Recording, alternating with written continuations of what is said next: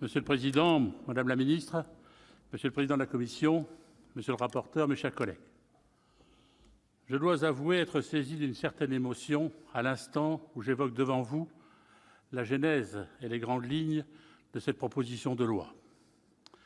Le hasard de la vie politique veut que ce texte, en réalité une coproduction initiée avec Alex Türk, soit un texte que j'avais déposé et défendu en 2016 lorsque j'étais député.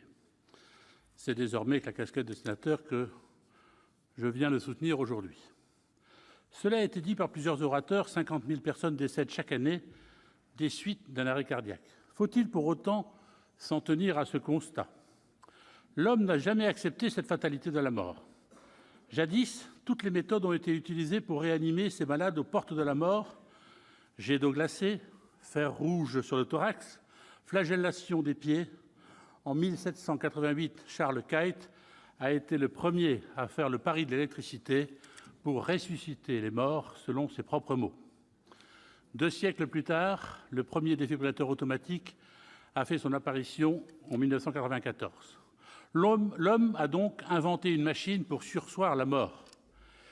Quelle technologie fantastique! Nul doute que dans des décennies, cette date de 1994 sera un point de repère dans l'histoire mondiale de la santé. Pourtant, mes chers collègues, notre société demeura immobile face à cette invention de génie. Comme prostrée, elle observe cette technologie sans se l'approprier. Aujourd'hui, en France, le taux de survie est inférieur à 8%, quand d'autres pays atteignent un taux de 74%. Plus le secteur est équipé, plus le taux de survie augmente. C'est une réalité incontournable. Pourtant, il s'agit d'un geste citoyen très simple. Vous êtes en face d'une personne qui fait un malaise, vous ne connaissez pas la nature de ce malaise, peu importe, vous ne vous posez pas la question, vous agissez. Vous disposez de 4 à 6 minutes pour tenter de sauver.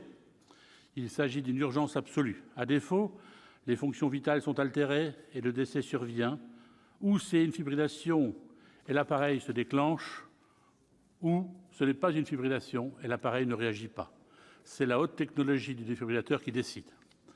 Dès 2006, je le rappelle, Alex Türk, Sylvie Desmarescaux, alors sénateur, et votre serviteur avons aidé à équiper de nombreuses communes du Nord de défibrillateurs entièrement automatiques grâce à la réserve parlementaire. 4 000 appareils ont été installés dans le département du Nord, permettant de sauver plus de 50 vies, dont celles de certains élus locaux. L'expérience est unique en France. Le réseau s'est étoffé, renforcé, mais le nombre d'appareils est toujours trop faible sur l'ensemble du territoire. D'où cette proposition de loi déposée dans un premier temps par Alex Türk le 1er avril 2015, mais qui n'avait pas été inscrite à l'ordre du jour du Sénat. Elle avait pour objectif de rendre obligatoire l'installation de ces appareils dans les lieux publics. Pour ma part, j'ai repris le corps du texte lorsque j'étais à l'Assemblée nationale. Ce texte a été voté le 13 octobre 2016. Dès lors, chacun comprend l'importance qui s'attache au vote de ce texte. Il constitue un pas de géant au regard du retard pris par rapport à nos pays voisins.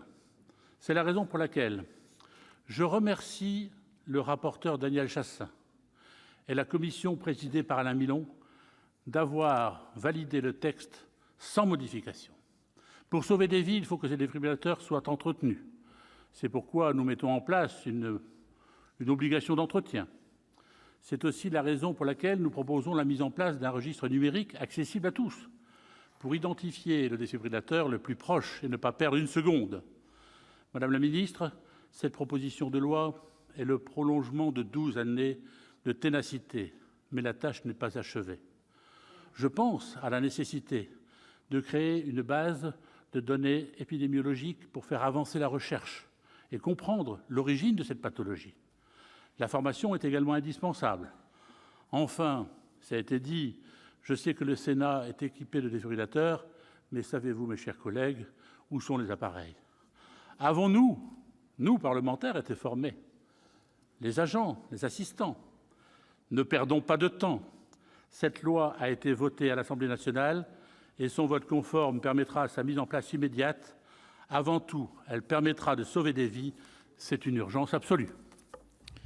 Merci, chers collègues. Dans la suite de la discussion, la parole est à